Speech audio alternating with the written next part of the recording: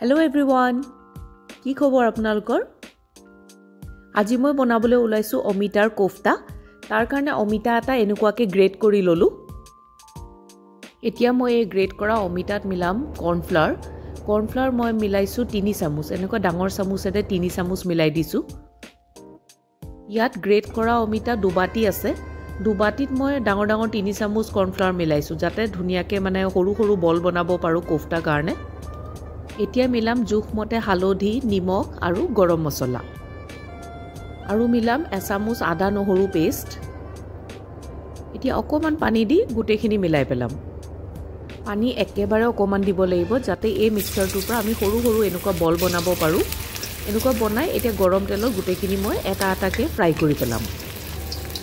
এনেকুৱাকে golden colour হোৱালৈকে fry কৰি গুটেখিনি এটা ধুনিয়াকে পেপাৰ নেপকিনত উলিয়াই পেলাম। এতিয়া এয়া কোফতা ফ্ৰাই কৰা তেলতে দিছো গোটা জিৰা। গোটা জিৰা সৰু চামুচেৰে এচামুচ দিছো। আৰু এইফালে মই পিয়াজ আদা নহৰু পেষ্ট বনাই ৰাখিছিলো। ইয়াত মই দিছো ডাঙৰ পিয়াজ দুটা, সৰু নহৰু এটা আৰু এটুকুৰা আদা, সৰু এটুকুৰা আদা। এয়া মই ৰঙচুৱা হোৱাকে ফ্ৰাই কৰিম। এতিয়া দিম জোখমতে নিমখ আৰু হালধি। আৰু দিছো 3 চামুচ ধনিয়া গুড়ি আৰু সৰু চামুচেৰে এচামুচ কাশ্মীৰী জলকীয়া গুড়ি, কাশ্মীৰী মিৰ্চ। এতিয়া এই শুকান মছলাখিনি পিয়াজ আদা ৰসুনৰ পেষ্টৰ লগত ভালকে ভাজি এতিয়া অলপ পানী মিলাই দিম। অলপ পানী দি দিলে কি হয় এই শুকান মছলাখিনি জ্বলি নাযায়। নহলে শুকান মছলাখিনি জ্বলি গলে অলপ তিতা তিতা হৈ যাব পাৰে।